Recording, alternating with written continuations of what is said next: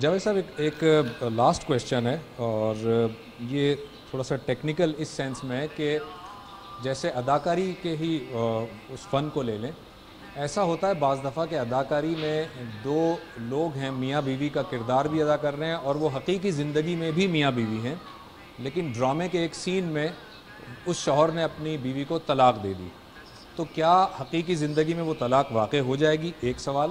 اور دوسرا، دو مرد اور خواتین ایسے ہیں کہ جو ڈرامے میں ان کا نکاح ہوتا ہے اور وہ باقاعدہ ایجاب و قبول بھی کرتے ہیں، تو کیا یہ نکاح منعقد ہو جائے گا؟ جب آپ کہہ رہے ہیں کہ ڈرامہ ہے تو کیسے ہو جائے گا؟ یعنی ایک تمثیل ہے جس میں بتایا جا رہا ہے کہ یہ ہم ڈرامہ کر رہے ہیں، تو کچھ بھی نہیں ہوگا۔ یہ نکاح کوئی معمولی چیز ہے، طلاق کوئی معمولی چیز ہے۔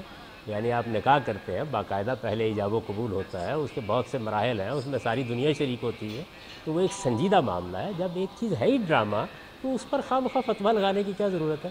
اس طرح کی چیزوں کے بارے میں لوگوں کو یہ تعلیم دینی چاہیے کہ وہ اصل باتوں کو سمجھیں۔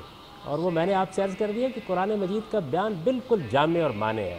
یہ چیزیں ہیں جو دیکھیے ڈرامے میں پائی جائیں گی تو وہاں بھی روکا جائے گا۔